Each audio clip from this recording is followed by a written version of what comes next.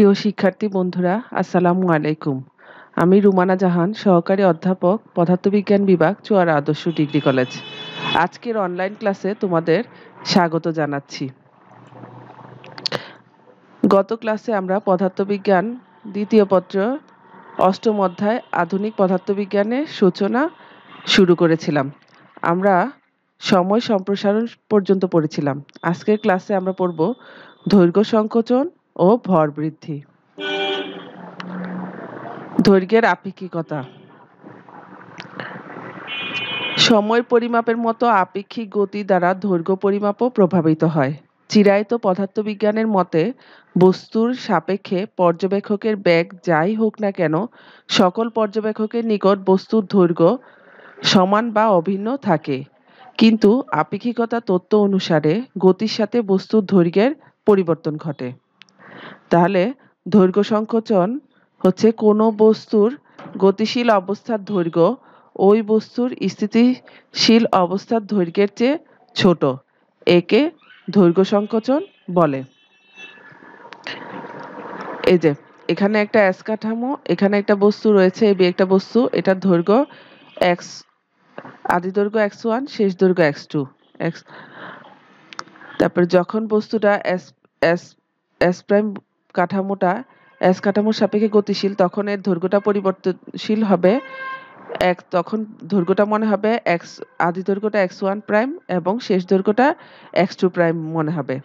তাহলে আপেক্ষিকতার তত্ত্ব অনুসারে কোনো বস্তু যখন গতিশীল অবস্থায় থাকবে তখন এই বস্তুটার দৈর্ঘ্য স্থিতিশীল অবস্থার দৈর্ঘ্যের চেয়ে ছোট মনে হবে। যেমন ধরো, তোমরা কখনো স্টেশনের প্ল্যাটফর্মের কাছে দাঁড়িয়ে থাকলে দেখবা দূর থেকে যখন ট্রেনটা আসতে থাকে তখন ট্রেনটাকে ছোট মনে হয়, যখন কাছে আসে দাঁড়ায় তখন ট্রেনটাকে এর বড় মনে হয়, আবার যখন দূরে চলে যায় তখন ছোট মনে হয়। এমনিভাবে আমরা কখনো গাড়িতে বসে গাড়ি দিয়ে যখন যাই তখন পাশে দেখা যায় যে কোনো বস্তুকে দূর থেকে যখন দেখি তখন মনে হয় বস্তুটা ছোট, আবার যখন কাছে আসে তখন মনে হয় বস্তুটার দৈর্ঘ্য বড়। এগুলো সব দৈর্ঘ্যের আপেক্ষিকতার কারণেই এসব ঘটনা ঘটে থাকে।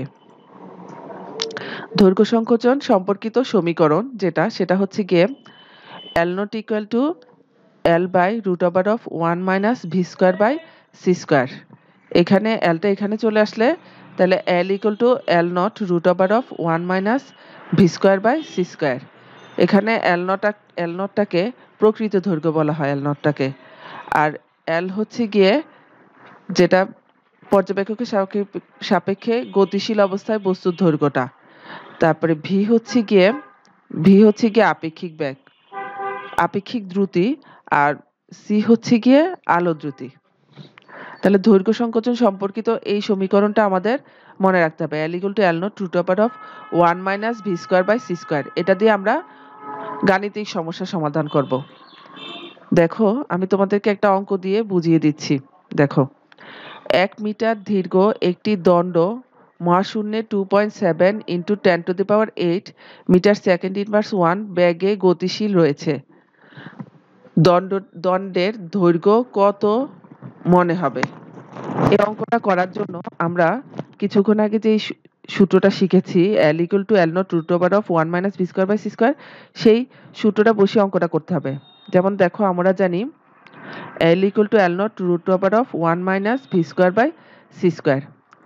এখন এখানে দেখো, এই যে এটা যেটা দেওয়া আছে 100 মিটার দৈর্ঘ্য, এটা হচ্ছে গিয়ে বস্তুটার L naught, যেটা স্থির অবস্থায় যে দৈর্ঘ্যটা ছিল, L naught equal to 1 metre. তারপরে 2.7 into 10 to the power 8 metre second inverse 1 ব্যাগে, এটা হচ্ছে গিয়ে ভিটা, v equal to 2.7 into 10 to the power 8 metre second inverse 1। তারপর দণ্ডের এখানে সি, আরেকটা এই সূত্রের মধ্যে দেয়া আছে আরেকটা সি এর মানটা হচ্ছে গিয়ে আলোর দ্রুতি, সেটা আমাদের মুখস্থ রাখতে হবে। গত ক্লাসেও আমরা সেটা বলেছি, সি ইকুয়াল টু হচ্ছে গিয়ে 3 into 10 to the power 8 metre per second inverse 1।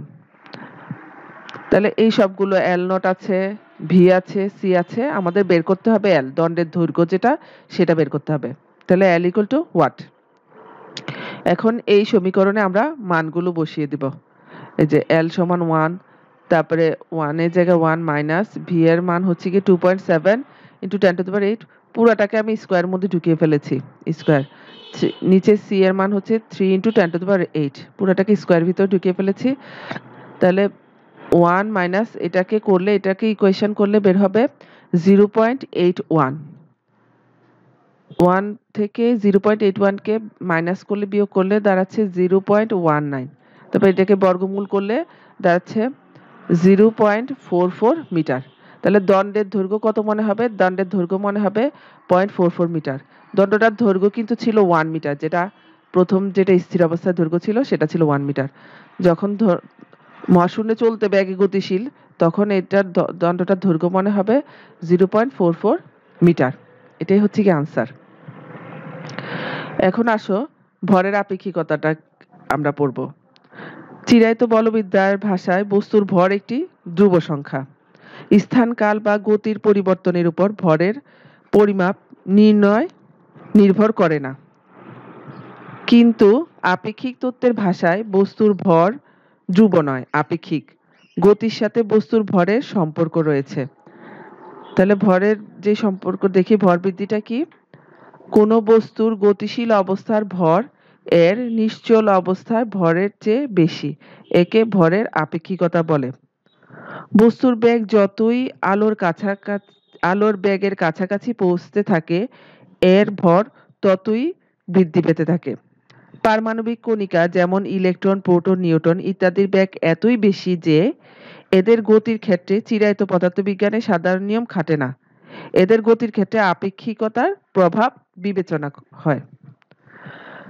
তাহলে ভরের আপেক্ষিকতার যে সমীকরণটা সেটা হচ্ছে গিয়ে m equal to m naught by root over of 1 minus v square by c square। এখানে এগুলো আমরা আগেই জানি, v হচ্ছে আপেক্ষিক বেগ, m naught হচ্ছে স্থির অবস্থায় যে বস্তুর ভরটা সেটা, m হচ্ছে গতিশীল অবস্থায় বস্তুর ভর, তারপরে v হচ্ছে আপেক্ষিক বেগ আর c হচ্ছে আলোর দ্রুতি। এই সমীকরণটা দিয়ে আমরা ভরের আপেক্ষিকতার সমীকরণটা আমাদের মুখস্থ রাখতে হবে। এটা দিয়ে আমরা অঙ্ক করব। একটা অঙ্ক আমি তোমাদেরকে দেখিয়ে দিচ্ছি, দেখো। একটি বস্তু কণা কত দ্রুতিতে চললে এর ভর নিশ্চল অবস্থায় ভরের 3 গুণ হবে। তাহলে আমরা যে সমীকরণটা, এই কোশ্চেনটা শিখেছি, এখানে এটা বসিয়ে আমরা করব। আমরা জানি m equal to m naught by root over of 1 minus v square by c square। এখন এখানে দেখো বলছে একটি বস্তু কণা কত দ্রুতিতে চললে এর ভর নিশ্চল অবস্থায় ভরের 3 গুণ হবে। তাহলে এটা হচ্ছে গিয়ে ভর m আর নিশ্চল অবস্থায় ভর হচ্ছে গিয়ে m naught। তাহলে ওরা অঙ্কে দেয়া আছে ভরটা নিশ্চল অবস্থায় ভরের 3 গুণ, মানে m equal to 3m naught। এই যে দেখো এখানে m equal to 3m naught। এই যে এর ভর নিশ্চল অবস্থায় ভরের 3 গুণ, এই m naught হচ্ছে গিয়ে নিশ্চল অবস্থায় ভর আর m হচ্ছে গিয়ে ভর। তাহলে ভর হচ্ছে কি নিশ্চল অবস্থায় ভরের 3 গুণ। তারপরে যেটা c আলোর দ্রুতি, এটা আমরা মুখস্থ জানি, c equal to 3 into 10 to the power 8 metre per second. এখন বলছে কত দ্রুতিতে, মানে v এর মান আমাদেরকে বের করতে বলছে, v equal to what। তাহলে এই কোশ্চেনে আমরা এগুলো মানগুলো বসিয়ে দেব। m এর জায়গায় 3m naught বসাবো। এই যে m এর জায়গায় বসিয়ে দিলাম 3m naught আর m naught এর জায়গায় m naught R root over of 1 minus v square by c square। এখন m naught চলে যাচ্ছে, এখানে থাকে 3 আর 1 by root over of 1 minus v square by c square। তারপর উভয় পক্ষে বর্গ করলে 3 টা হয়ে যাবে 9। বর্গমূলটা তোলার জন্য উভয় পক্ষে বর্গ করতে হবে, তাই তখন থাকছে 1 minus v square by c square equal to 1 by 9। আবার 1 by 9 করলে 9 কে করলে 0.11। তাহলে v square equal to যখন এই যে এটাকে চলে গেল এখানে চলে যাবে গিয়ে আর এই গুণ হবে হয়ে v square equal to দাঁড়াচ্ছে 0.89 c square। উভয়পক্ষে আবার বর্গমূল করতে হবে, এই বর্গটা তোলার জন্য v equal to root over of এই যে 0.89 আর c এর মান যেটা আমরা জানি 3 into 10 to the power 8। তারপরে এখানে স্কয়ার রয়েছে, এই স্কয়ারের জায়গায় স্কয়ার থাকবে। পুরাটা ক্যালকুলেশন করলে দাঁড়াচ্ছে v equal to দাঁড়াচ্ছে 2.83 into 10 to the power 8 metre second inverse 1। তাহলে দেখা যাচ্ছে যে এই যে কত দ্রুতিতে চললে এরপর, তাহলে এই ভি এর মান হচ্ছে গিয়ে 2.83 ইন্টু 10⁸ মিটার সেকেন্ড ইনভার্স 1। তাহলে আমরা আজকে শিখলাম যে দৈর্ঘ্যর যে বৃদ্ধিটা সেটা, আর ভরের ভরের যে আপেক্ষিকতা সূত্র আর দৈর্ঘ্যের যে আপেক্ষিকতা সূত্র, এই দুইটা সূত্র আমাদের মুখস্থ রাখতে হবে। এগুলো দিয়ে আমরা অঙ্ক করব। এখন আসো আমি তোমাদেরকে একটা বাড়ি কাজ দিয়ে দিচ্ছি। বাড়ি কাজটা বাসায় সুন্দর করে করে ফেলবা। একটু আগে আমরা যেই সমীকরণ দুইটা শিখেছি ওই সমীকরণ দিয়ে করতে হবে। এখন দেখো কোন সমীকরণটা তোমরা কাজে লাগাবে। দেখো, পৃথিবীতে একটি রকেটের দৈর্ঘ্য 100 মিটার। যখন এটা উড়ছিল তখন পৃথিবীতে অবস্থিত একজন পর্যবেক্ষক এর দৈর্ঘ্য 99 মিটার নির্ণয় করলেন। রকেটটির ব্যাগ নির্ণয় করো। এখন এখানে দেখো, এই যে দৈর্ঘ্য, এখানে দৈর্ঘ্যটা দেয়া আছে। পৃথিবীতে একটি রকেটের দৈর্ঘ্য এত মিটার। যখন এটি উঠছিল তখন পৃথিবীতে অবস্থিত একজন পর্যবেক্ষক এর দৈর্ঘ্য 99 মিটার নির্ণয় করলেন। তাহলে রকেটের ব্যাগ, ওই যে আমরা যে দৈর্ঘ্যের আপেক্ষিকতার যে সূত্রটা শিখেছি, L = L0 √1 - v²/c², ওই সূত্রটা দিয়ে আমরা আমাদের ভি এর মানটা বের করতে হবে। তাহলে তোমরা বাসায় সুন্দর করে করে নিও। আজকের ক্লাস করার জন্য ধন্যবাদ এবং পরবর্তী ক্লাস দেখার আমন্ত্রণ জানিয়ে আজ এখানেই শেষ করছি। আল্লাহ হাফেজ।